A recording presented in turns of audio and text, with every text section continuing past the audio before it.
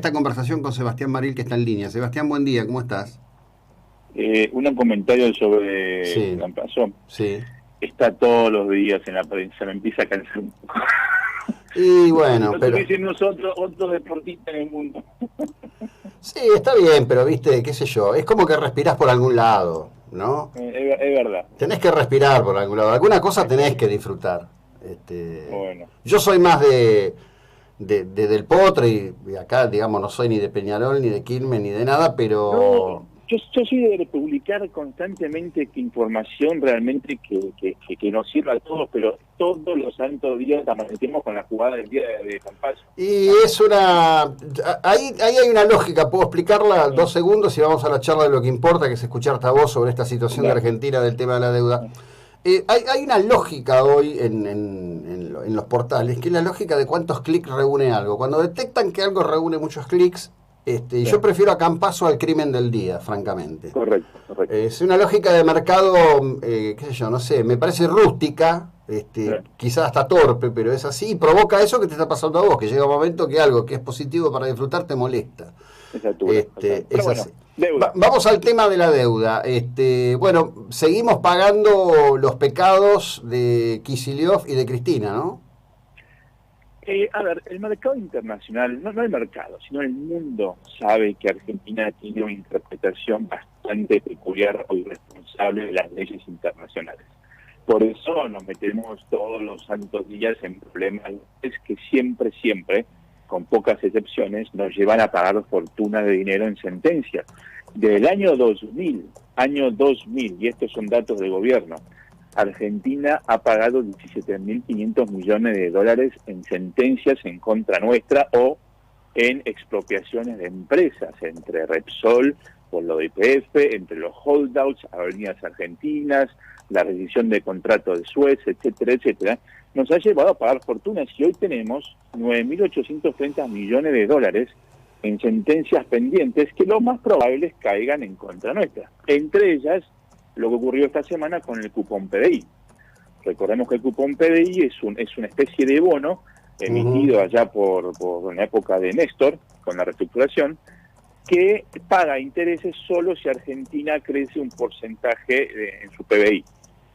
Sabiendo que Argentina no podía pagar los intereses cuando crecía mucho, en el 2013, Kicillof cambió la manera de calcular el PBI. Quiero aclarar algo. Este cambio es legal, se puede hacer. Ujú. Lo que no se puede hacer es no consultarlo con los acreedores y pedir permiso para hacerlo con el 75% de aprobación, que es lo que dijo el otro día la juez Loreta Presca, diciendo que Argentina está en su derecho de cambiar el cálculo, pero debería haber pedido permiso. Entonces, con mala fe, textualmente dijo eso, no pagó los intereses a los acreedores.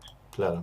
Bueno, pero ahí hay un punto, inclusive recuerdo, imagino yo, no sé, habría que ver todo el contenido de la presentación de Aurelius Capital, digámosle a la gente que es este fondo de inversión el que se presenta ante Priesca y que es, me parece, la primera fase de algo que se va a poner más pesado todavía, desafortunadamente. Que en su momento en una entrevista, Guillermo Moreno, que hoy pretende liderar una blitz contra la afiliación en el PJ, reclamándose cultor de un peronismo distinto del que gobierna y siendo parte del gobierno de Cristina, dijo en varios reportajes que se había hecho porque si no era de giles engordarle la billetera a los inversores. Llegaron a decir eso públicamente. Sí, y vos pensás lo siguiente, todos estos, a ver, todas estas avivadas, picardías que tienen nuestros políticos, no importa el color ni el partido, eh, siempre, repito, con pocas excepciones, nos llevan a pagar a los contribuyentes dinero que si lo aplicamos a cosas más productivas, seríamos Suiza, por así decirlo. Vos mirá lo que te acabo de decir. Hemos pagado 17.500 millones de dólares en sentencias por errores que hemos cometido. ¿Qué podés hacer con ese dinero hoy en Argentina? Maravillas, me explico. Entonces, si nos dedicásemos a respetar las leyes internacionales, y ustedes piensen que un contrato, un default, es un contrato, es una violación de contrato firmado. O sea, un default es un contrato, una deuda que vos te comprometés a hacer un pago semestralmente o anualmente, que si no lo haces, incumplís ese contrato. Claro. Bueno, hemos caído en default tantas veces, que hemos incumplido los contratos tantas veces, más allá de rescindir contratos y expropiar empresas, que seguimos pagando fortunas y vamos a seguir pagando fortunas durante las próximas décadas. Sí. Bueno, ahí es tan interesante, bueno, primero, siempre es interesante escucharte y seguirte, por supuesto, pero es muy importante esta referencia, 17.500 millones de dólares, ¿no? Digamos, es una cifra con la que hoy yo creo que resolvés absolutamente todos los problemas. Por ejemplo, podríamos haber comprado de contado anticipado todas las vacunas que necesitamos como hizo Chile, ¿no? Por Y caso. más, y más. Y más, por supuesto, no, obviamente, sobraba plata. O llevar al personal de salud que está mendigando desesperadamente por un salario digno a un salario digno, ¿no? Por decir cosas puntuales de hoy. Correcto. Sí. Vos pensás, José, lo siguiente. Si vos pensás que expropiar YPF tuvo sus beneficios y sus costos, pues eso podemos discutirlo durante mucho tiempo. Pero vos a expropiar algo tenés que pagarlo, y lo pagamos. Pero vos pagaste YPF, en el caso de YPF, lo pagaste con bonos.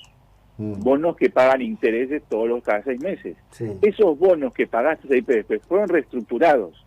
Y fueron reestructurados a otra tasa y postergaste los plazos. ¿Me explico? Es decir, vos seguís pagando los 5.000 millones de dólares que le pagaste a Repsol con bonos en el 2014, no me acuerdo, lo vas a seguir pagando hasta el 2035, 36 o más, con intereses. Y así ha pasado con otros fallos.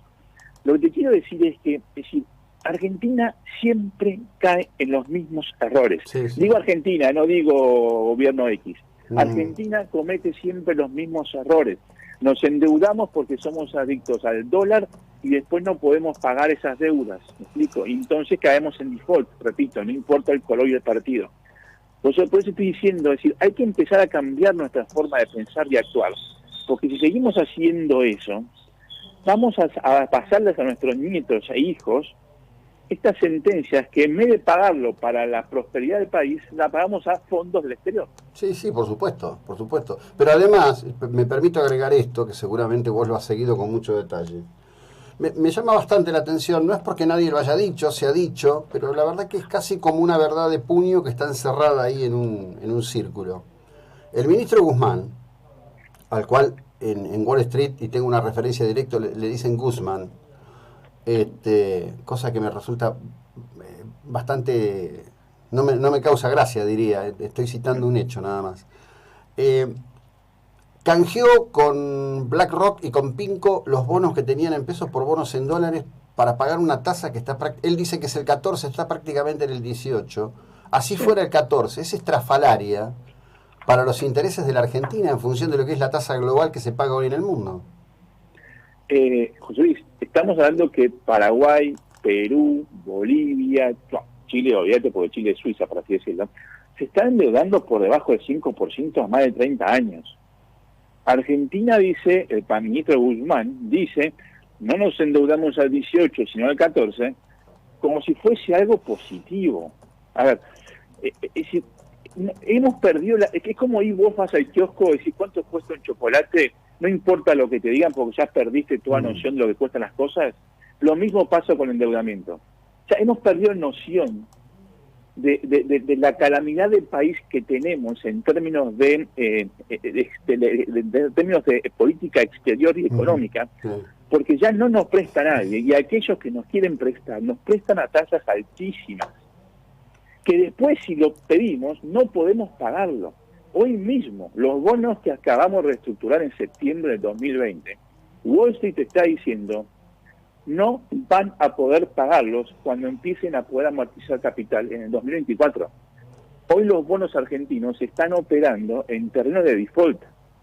¿Qué te dice eso? Te dice que ya no nos creen más a los 6 meses de haber reestructurado. Claro, sí, sí. Y esto no lo estoy diciendo pensando en un partido político u otro, repito, es la realidad argentina, que pasó también con Macri, que pasó con Néstor, con Cristina, con todo el mundo. Sí, sí. El problema es ese, caemos siempre en las mismas trampas y nos ven así en el mundo exterior. Bueno, a ver, en definitiva, esto ocurre porque de base el verdadero problema que hay que abordar, yo creo que recién ahora va a haber carnadura social colectiva para entender este tema, ¿no? A lo mejor en el tiempo, hacia adelante, cuando la pandemia se ha pasado, se puede hablar de un efecto positivo de la pandemia porque está desnudando muchas cosas que eran evidentes en Argentina, pero no eran obvias, digo, pero no eran evidentes, ¿no? Esta es una, digamos, esta locura que tenemos con este gasto de la macro, que es absurdo, con provincias como Formosa, con 620.000 habitantes, tiene menos población que Mar del Plata, que tienen Corte Suprema de Justicia, tienen Cámara Federal, Cámara Provincial, estructuras políticas por todos lados, ¿no? Esto es una cosa que requiere, así como un cambio de leyes, una reestructuración urgente del criterio de qué le sirve a la sociedad y qué no le sirve a la sociedad. Y no hablo de no tener representación política, sino una representación política sensata.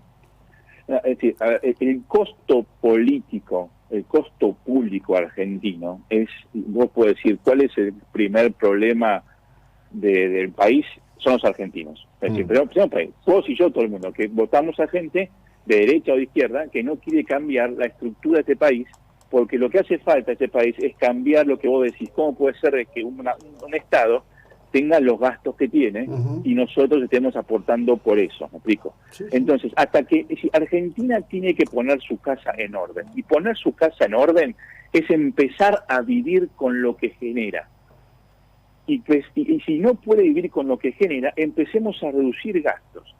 Porque un país, por ejemplo, Estados Unidos, que aplaude a aquellos políticos que dicen, mi gobierno no se va a caracterizar por la cantidad nueva y va a ser orgulloso por la cantidad de personas que ayudamos en términos de planes sociales, sino por la cantidad de personas que dejamos de ayudar por planes sociales porque nuestra economía los está ayudando por sí solos.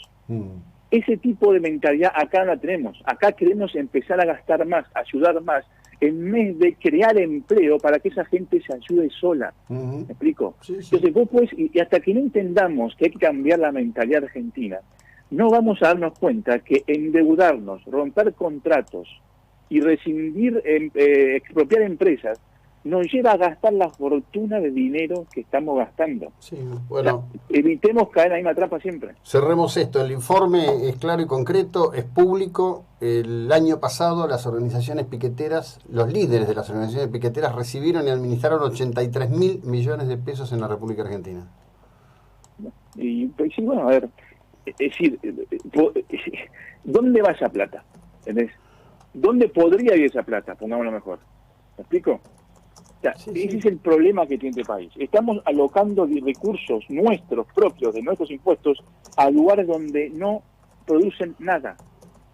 Claro. Y ese es el problema. Si vos alocás a los piqueteros 83.000 millones de dólares y esa gente crea empleo, en vez de repartir la plata así, como por sobres, puerta a puerta, seríamos un país mejor.